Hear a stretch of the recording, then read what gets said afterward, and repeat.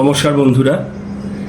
অনেক জল্পনা হচ্ছিল রাষ্ট্রপতি শাসনে ভোট হবে, কারণ এই যে 60 লাখ নাম যাচাই করা হচ্ছে আর তার মধ্যে মাত্র 10 লাখই হয়েছে 15-র বেশি দিনে, তাহলে তো আরও 3-4 মাস লেগে যাবে। এই আশঙ্কা বিরোধী থেকে তৃণমূল সবাই প্রকাশ করেছিলেন। তবে রাষ্ট্রপতি শাসন হচ্ছে না, সরকার নতুন গঠন হয়ে যাবে 6 মের আগেই, ভোটের রেজাল্ট আসার পর। ভাবছেন কিভাবে? বলছি। আরও খুব ইন্টারেস্টিং তথ্য দেব সুব্রত গুপ্তর বিষয়ে, দেখতে থাকুন শেষ অবধি। নমস্কার, আমি Ashis Sengupta, English teacher and রাজনৈতিক বিশ্লেষক। আচ্ছা, তা কেন হচ্ছে না রাষ্ট্রপতি শাসনে ভোট?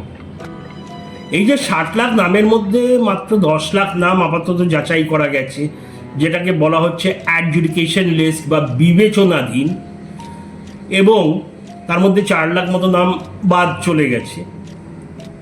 এই যে 11 তারিখ সুপ্রিম কোর্টের সার সংক্রান্ত হিয়ারিংটা হলো, ওখানে যে 3 জাজের বেঞ্চ ছিলেন এবং মহামান্য চিফ জাস্টিস সূর্যকান্তও ছিলেন, ওনারা এমন কিছু বলেননি, নির্দেশে এমন কিছু দেননি যে এই 60 লাখ নাম পুরো চেকিং না হলে ভোট করা যাবে না। সে যেই রাজনৈতিক দল যাই আন্দোলন করুন, যাই বলুন, সুপ্রিম কোর্টের আদেশের ওপরে কেউ না। এবং ভোট শুরু হওয়ার শেষ দিন অবধি নাম অন্তর্ভুক্ত হতেই থাকবে। তো ভোটটা যা শোনা যাচ্ছে সব জায়গা থেকে, দাবি ছিল এবারে 1 দফায় করার, কিন্তু 1 দফায় সম্ভব না, 3-4 দফাতেও হবে না। তো মোটামুটি যা ঠিক হচ্ছে, সবাই সব সূত্র মারফতই, সে কাগজ হোক, সোশ্যাল মিডিয়া হোক, বিশেষজ্ঞ হোক, যে 2 দফায় ভোট হতে চলেছে। আজকে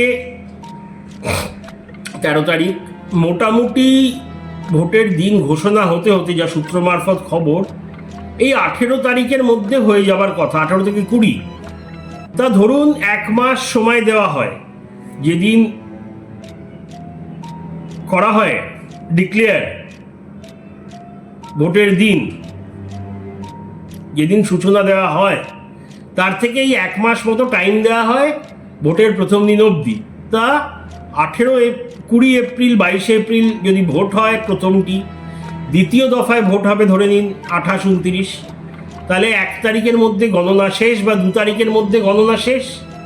2 দিন সময় থাকে, 3 দিন ধরে নিলেও 2 তারিখের মধ্যে গণনা শেষ হয়ে যাচ্ছে মেয়ের।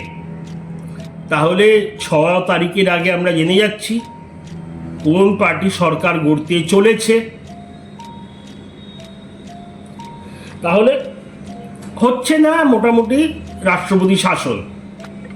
আর একটি দফা নিশ্চয়ই হবে উত্তরবঙ্গ, আর একটি দফা দক্ষিণবঙ্গ। উত্তরবঙ্গের থেকে আধা সেনারা চলে আসবেন দক্ষিণবঙ্গে, তারপরে ওখানে হবে। এবারে সেনার দায়িত্বে কিন্তু পুলিশ থাকছে না, থাকছে বিএসএফ বা সিআইএসএফ এর অধিকর্তা। কারণ বারবার বিরোধীদের অভিযোগ, এই যে গোলমালের সময় সামরিক বাহিনীকে অন্য জায়গায় নিয়ে যাওয়া হয়, বসিয়ে রাখা হয়, এই আনন্দ ঘোরাঘুরি করতে দেওয়া হয়, সেটা এবারে হবে না। কারণ এবারে পুরোপুরি কন্ট্রোল করবে কেন্দ্রীয় বাহিনী, শুধু টহল না, বুথ রক্ষা না, সব কিছু। পুলিশকে সরিয়ে দেওয়া হচ্ছে কার্যত নিয়ন্ত্রণ করা থেকে, কেন্দ্রীয় বাহিনীর নিয়ন্ত্রণ থেকে। তা এইবারের ভোট প্রথমবার অন্যরকম হতে চলেছে। আর এবারে আসি কত ভুয়ো ভোটার বাদ গেছে। তারপরে আসছি সুব্রত গুপ্ত বাবু, যিনি ছিলেন চিফ রোল অবজারভার এই সার প্রক্রিয়ায়। পুরো অবজারভেশন, যে মাইক্রো অবজারভার, আরও বিভিন্ন 15-16 জন অবজারভার, সব কিছু নিয়ন্ত্রণ করেছিলেন উনি। এবং লোকমুখে বলা হয় যে 60 লাখ আরও নাম বেরোলো হিয়ারিংয়ের পরে, চেকিংয়ের পরে, যে আপলোড করে দেওয়া হয়েছিল নথি, অ্যাপ্রুভ করে দেওয়া হয়েছিল, তারপরেও ওখান থেকে গোজামিল যে বের করা হলো, তার পেছনে মাথা মস্তিষ্ক কিন্তু এনআরই। তা এবারে ওনাকে ইলেকশন অবজারভার, প্রধান চিফ ইলেকশন অবজারভার করে পাঠানো হবে। সেটা আসছি পরে, আগে বলি ভুয়ো ভোটার কত বাদ গেছিল। প্রথমেই হিয়ারিং শুরু হওয়ার আগে 58 লাখ বাদ চলে গেছে, মৃত, স্থানান্তরিত, এদিক ওদিক, ভুয়ো। তারপরে শুরু হলো সেই বিশাল হিয়ারিং প্রক্রিয়া, যেই নিয়ে এত আন্দোলন, এত গুন্ডামি, বিরোধের মৃত্যু, বিরোধের ধর্ণা, আন্দোলন। সেখানে কিন্তু বেশি বাদ যায়নি, সর্বসাকুল্যে 6 লাখ মতো বাদ গেল সেই সবচেয়ে বড় হিয়ারিং প্রক্রিয়া, যা নিয়ে পুরো দেশ উথাল পাথাল হয়ে গেল। তা 58 আর 6 এলো 64 লাখ। তারপরে শুরু হলো সেই অদ্ভুত জিনিস, যেটা হলো এআই দিয়ে মাইক্রো অবজারভারদের, রোল অবজারভারদের রক্ষণাবেক্ষণে যেই সব আপলোড নামে অসংযতি দেখা গেল, এবং আরও 60 লাখ নাম পাঠানো হলো বিবেচনাধীন তালিকায়। তাহলে আপাতত সেই 60 লাখে 10 লাখ নাম চেক করা হয়েছে। আজকে 13 তারিখ, মানে 15 দিনে 10 লাখ নাম, তার মধ্যে 4 লাখ বাদ গেছে, 50 লাখ বাকি। তাহলে ধরে নিন 15 × 5 75 দিন, মানে আরো কম করে 2.5-3 মাস লাগবে। সেটা তো হচ্ছে না। ভোট হবে আর 1 মাস 10 দিনের মধ্যেই, যেদিন থেকে ভোট শুরু আর চেক করা যাবে না, মানে নামগুলো ওঠানো যাবে না, উঠেই লাভ নেই। ধরুন যেই দফায় ভোট হয়ে গেল, পরের দিন সেই জায়গাগুলোর, যেই দফা বলছি, যেই জায়গাগুলোতে প্রথম দফায় ভোট হলো, পরের দিন চেকিংয়ে ধরুন 1 লাখ নাম আপলোড করা হলো, যারা যেই জায়গায় ভোট হয়েছে তাদের সেখানকার ভোটার। তাহলে লাভটা কি? তাই ভোটের প্রথম দিন অবধি যতগুলো নাম আসছে সেই, এবং খুব বেশি হলে আর 15 লাখ নাম চেকিং হতে পারে, বাকি থাকছে 35 লাখ। তার মানে কি, এই 35 লাখ মানুষ এবারে ভোট দেবেন না। তার মধ্যে কতজন ভুয়ো, কতজন জেনুইন, সেটা আলাদা বিবেচনার বিষয়। কিন্তু নাম যেহেতু উঠবে না, চেকিং যেহেতু শেষ হবে না, এই 35 লাখ মানুষ ভোট দেবেন না। তাহলে টোটাল নাম্বারটা কত দাঁড়ালো? 58 লাখ, তার সাথে 6 লাখ আর 35 লাখ, মানে 99 কোটি, মানে 1 কোটি 99 লাখ, মানে 1 কোটি ভোটার বাদ। পুরো ছন্দপতন, আকাশ ভেঙে পড়লো তৃণমূলের জন্য। কারণ এটা সবাই বলে যে ভুয়ো ভোটাররা শাসক দলের হয়ে ভোট দেন। এবারে অন্য রাজ্যেও আপনারা বলবেন তো আরও বেশি গেছে, উত্তরপ্রদেশে 3 কোটির কাছাকাছি, গুজরাটে 1 কোটি, তামিলনাড়ুতে 1 কোটি। তো ওখানে কেন টেনশন নেই? না বিজেপির টেনশন আছে, না কমিউনিস্টদের টেনশন, কেরালাতেও বাদ গেছে প্রচুর, কমিউনিস্টদের টেনশন আছে, না তামিলনাড়ু সরকারের টেনশন আছে। কেন? কারণ ওই সব রাজ্যের মৃত ভোটার, ডুপ্লিকেট ভোটার, স্থানান্তরিত ভোটার, এনারা কেউ ভোট দেন না। বলা হয় আমাদের রাজ্যে সবাই ভোট দেন, যারা মারা গেছেন তারাও ভোট দেন, যারা অন্য জায়গায় চলে গেছেন তারাও একবার এখানে এসে ভোট দেন, আবার নতুন জায়গায় গিয়ে ভোট দেন, যাদের 5-6টা নাম তারাও ভোট দেন, কোন পার্টির হয়ে বুঝে নিন। এই ভোটগুলো এবারে পড়ছে না। 1 কোটির মধ্যে কম করে 50 লাখ, আগের বারও বলেছিলাম, ভোট পড়বে না। আর তৃণমূল আর বিজেপির আগের বারের তফাৎ ছিল 35 বা 36 লাখ।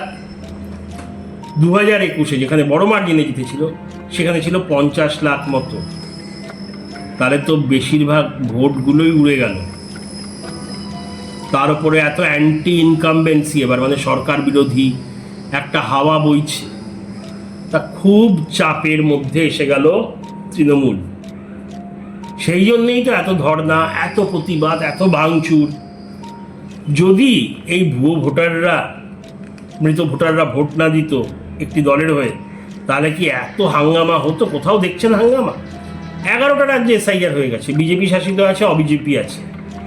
তাহলে যেখানে অবিজেপি, সেখানে কি বিজেপি ক্ষমতায় আসতে চায় না? বা যেখানে বিজেপি, সেখানে কি অবিজেপিরা ক্ষমতায় আসতে চায় না? দুজনেই ঝামেলা করতে পারতো, নিজের নিজের এজেন্ডা নিয়ে কেউ করেনি। এই এক ইলেকশন কমিশনার, এই এক জ্ঞানেশ কুমার করাচ্ছেন। তো ওনার কি আছে যে বাংলা চাই? উনি কি নেতা? ওনার হঠাৎ বাংলাটাই কেন চাই? বাংলা বিরোধী কেন হবেন? তামিলনাড়ু বিরোধী, তামিল বিরোধী না কেন? মালায়ালাম মানে কেরালা মালায়ালাম বিরোধী না কেন? এইসব প্রশ্নের কোনো উত্তর আছে? নেই। কিন্তু একটা ন্যারেটিভ দিয়ে দেওয়া হলো বাংলা বিরোধী। অদ্ভুত। আবার ওনার কাছে প্রশ্ন করা হচ্ছে রোহিঙ্গা কোথায়। আরে উনি কবে বলেছেন রোহিঙ্গা বাদ যাবে? বিজেপির ডায়লগ ওনার উপরে চাপিয়ে দিলে হবে? এবারে আসি সুব্রত গুপ্তর কথায়। সুব্রত গুপ্ত IITR, আমাদের স্বনামধন্য রাষ্ট্রপতি আব্দুল কালামের সাথেও কাজ করেছেন। 1990 ব্যাচের IAS অফিসার। ভাবুন ওনার মেধা, ওনার শিক্ষা। IITR plus IAS। তা উনি বুদ্ধবাবুর আমলে বা বাম আমলে প্রচুর জায়গায় কাজ করেছেন। জেলা শাসক বা DM ছিলেন। মাননীয় মুখ্যমন্ত্রী মমতা ব্যানার্জির আন্ডারেও কাজ করেছেন বহু জায়গায়, এবং অবসর নিয়েছেন, রিটায়ার করেছেন আগের বা তার আগের বছর। তা ওনার একটা সুনাম বা রাজনীতিকদের কাছে বদনাম আছে, উনি বড্ড সৎ মানুষ। শিরদাঁড়া ওনার সোজা। না উনি বামেদের আমলে প্রভাবিত ছিলেন, না উনি তৃণমূলের আমলে অনুপ্রেরিত ছিলেন। এবং লোকমুখে বলা হয় এই কারণেই নাকি উনি চিফ সেক্রেটারি বা মুখ্য সচিব হতে পারেননি। এবং এর জন্য তো ওনার ক্ষোভ থাকা স্বাভাবিক, সবারই থাকবে। মানে যার ট্যালেন্ট আছে, প্রতিভা আছে, কিন্তু সেই জায়গায় পৌঁছাতে পারলেন না, সেক্ষেত্রে সবার ক্ষোভ হবে, মানুষ মাত্রেই। এইবার এও বলা হয় উনি ওই পজিশনে পৌঁছাতে পারেননি কারণ উনি চাটুকারিতা, স্থাবকতা করেন না। উনি কোনো পার্টির পক্ষে না, বিপক্ষেও না। সেই কারণেই নাকি উনি হতে পারেনি, এরকম লোকমুখে শোনা যায়। এবারে আমাদের রাজ্যে সবাই নেতা নেত্রী, মুখ্যমন্ত্রী সবাই বাঙালি বাঙালি করে বাঙালি অস্মিতা এত কথা বলেন। আমি মানি না যে বাঙালি হওয়ার জন্যই কারোর চিফ সেক্রেটারি হওয়া উচিত, এটা শাসক দল বলে। তা উনি তো একদম খাঁটি বাঙালি। গুপ্ত নাম হলেও একদম বাঙালি, বাঙালি গুপ্ত, গুপ্তা না গুপ্ত। তা এইবারে বলা হচ্ছে এই যে রোল অবজারভার ছিলেন সার প্রক্রিয়াতে, ওনার জন্যেই প্রচুর ভুয়ো ভোটার ধরা হয়েছে এবং ওনাকে অনেক কুৎসা করা হয়েছে। এবং উনি প্রায় ইন্টারভিউ দেন, এবং ওনাকে যখন ইন্টারভিউ করে বলা হয়েছে আপনার বিরুদ্ধে এই বলা হচ্ছে, স্বয়ং মুখ্যমন্ত্রী থেকে এরকম কথা আসছে, উনি শুধু স্মিত একটা হাসি দেন এবং বলেন আমি আমার কাজ করতে এসেছি। রাজনৈতিক মন্তব্য সবার করার অধিকার আছে, সেই জবাব আমি দেব না। কিন্তু এটাও বলা হচ্ছে ওনার একটি ক্ষোভ আছে, সেই জন্য কাজটা উনি আরও অনেক বেশি জোর লাগিয়ে করেছেন। মানে উনি অনেস্ট, এবং প্রতিহিংসা বা রিভেঞ্জ নেওয়ার জন্যও করেননি, কিন্তু কাজে আরও মন দিয়েছেন যে আমাকে বঞ্চিত করা হয়েছিল চিফ সেক্রেটারি হওয়া থেকে, তাই আমি দেখিয়ে দিতে চাই আমার কাজের মাধ্যমে। এবং স্যার তো যতই বড় হোক ভোটের থেকে তো বড় না, এবং ভোট প্রক্রিয়ার ইলেকশনের চিফ ইলেকশন অবজারভার, মানে যা কিছু হবে, যেই দুটো প্রক্রিয়াতে ভোট হবে, পুরো দায়িত্বে উনি থাকবেন। সব অবজারভেশন, যে কোথায় ভুয়ো ভোটিং হচ্ছে, কোথায় ঝামেলা হচ্ছে, কোথায় গন্ডগোল হচ্ছে, কোথায় রিগিং হচ্ছে, কোথায় পুলিশ বা আর্মি কাজ করছে না, সব তথ্য ওনার কাছে যাবে এবং ওনার নির্দেশে হবে। এবং উনি যেরকম এই সার প্রক্রিয়াটা করেছেন ওরকমভাবে যদি ভোট করেন, বলা হচ্ছে এইবারে কোনো রিগিং হতে পারবে না, ভয় দেখানো হবে না। এবং সেইটা যদি উনি সফলভাবে করতে পারেন, ভোটের রেজাল্ট অমূলক পাল্টে যাবে, তৃণমূল ক্ষমতায় আসবে না। দায়িত্ব নিয়ে বলছি, তৃণমূলের এবারে ক্ষমতায় আসার কোনো কারণ নেই। আপনি যদি বিশ্লেষণ করে দেখেন এলাকা বাই এলাকা, বুথ বাই বুথ, বিধানসভা বাই বিধানসভা, দেখুন কোনো কারণ এবারে নেই। যা যা ছিল, লক্ষ্মীর ভাণ্ডার, বিভিন্ন ভাতা, বিভিন্ন প্রকল্প, সব কিছুর পাল্টা জবাব বিজেপি দিচ্ছে, এবং বেশি অ্যামাউন্ট, বেশি পরিমাণে দেয়া হবে, এবং বিভিন্ন রাজ্যের উদাহরণ সব কিছু তুলে ধরছে। এবং বিভিন্ন যে অভিযোগ, গুন্ডামি, মহিলা নিরাপত্তা নেই, চাকরি রাখাল, সবাই বাইরে চলে যাচ্ছে, এত কিছু তো আছেই। এর ওপর আছে একটা বিশাল মুসলমান তোষণের অভিযোগ। এছাড়া হিন্দু ঐক্য হচ্ছে, বিভিন্ন জিনিস একসাথে মিলে গেছে এবার। তাই এইবারে ভোটটা যদি সুষ্ঠুভাবে হয়, আর এটা এমন বড় কিছু না, সব রাজ্যে হয় পশ্চিমবাংলা ছাড়া, মানে হিংসাবিহীন ভোট। এটাও যদি এখানে করানো যায়, সুব্রত গুপ্ত আসছেন, জাঁদরেল মানুষ, তাছাড়া জ্ঞানেশ কুমারও মুখ্য নির্বাচনী কমিশনার এবারে বলে গেছেন যে এবারে যদি বেনিয়ম করে ডিএম বা বাকি সরকারি অফিসাররা, এমন শাস্তি দেওয়া হবে যেটা সারা জীবন মনে রাখবে, তার মানে সাসপেন্ড করা হবে। আর ইতিমধ্যে এফআইআর সাসপেনশন অলরেডি হয়েছে, তাই কেউ হালকাভাবে এবারে নেবেন না। তা সব মিলিয়ে এবারে খুব ইন্টারেস্টিং ভোট হতে চলেছে এবং রেজাল্ট আসতে চলেছে চমকে দেওয়ার। আপনাদের মতামত জানাবেন। অনেক অনেক ধন্যবাদ। জয় হিন্দ, বন্দে মাতরম।